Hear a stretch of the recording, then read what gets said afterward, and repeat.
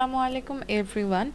We are Group 7 consisting of Qazi Ishaq Ahmed 77, Utshab Shaha 84, Monir Hossain 91, Tasnim Nishat Islam 92 and Tasin Sir Chaudhuri 95, and our project title is Design and Implementation of a Laboratory Variable DC Power Supply. Our objective is to get DC power from AC power supply and also get the DC power supply beyond the input voltage and get the current control and voltage control feature functioning.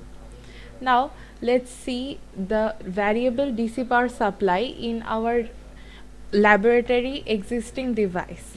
Here we can see the current control and voltage control knob, and we can see two output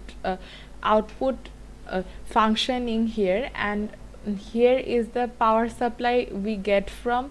So we are implementing this box in the circuit today in our project. The flowchart.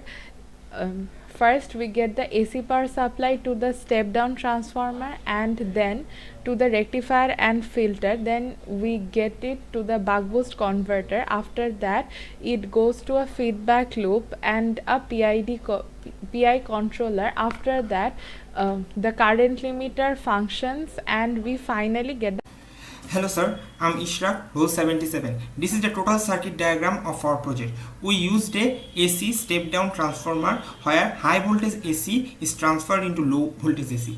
Here goes our output.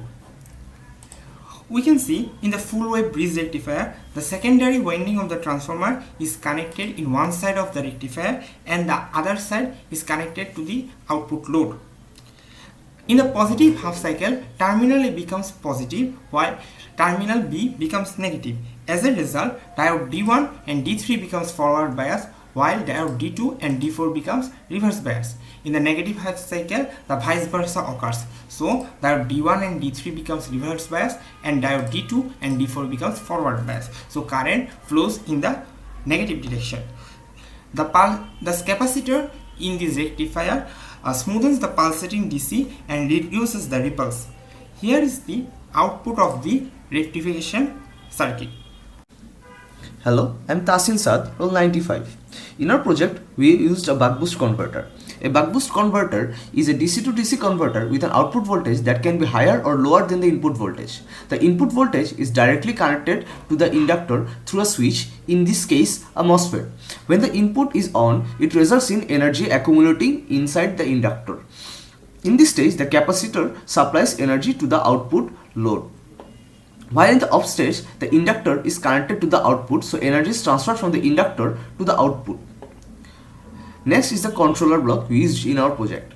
This controller block uses a reference voltage to drive the converter and automatically adjusts the duty cycle. Here inside the PID block, an integrator is used to reduce the steady state error. Pulse generator is input to the driver. The relay block allows its output to switch between two values, thus we can get any desired voltage.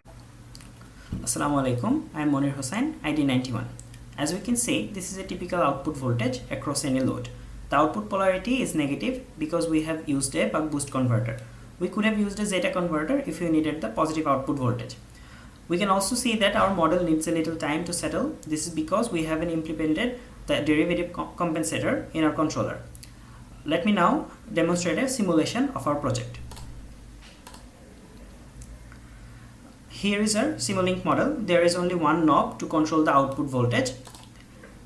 We can vary this from 0 to 50 volts. If you set this knob to 24 volts, the output will be 24 volts for any load. The PID controller will automatically adjust the duty cycle to stabilize the output.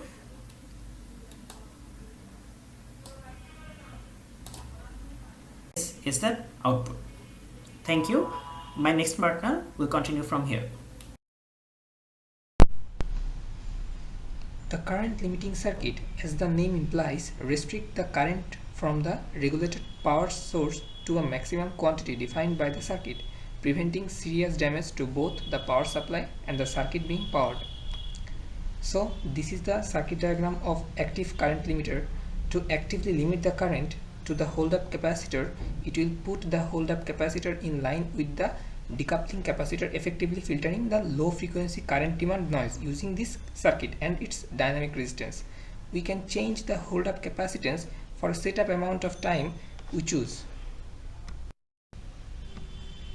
Here are a few limitations of our project. There is no voltage regulating IC in Simulink. Integration between Simscape and non-Simscape elements. Op-amp and the transistors are not available in physical module. We did the PID tuning manually as our circuit is not linear. These are few applications of variable DC supply: regulation range of output voltage, stability degree, ripple voltage control, and overcurrent protection. So this is all about our project. Thank you.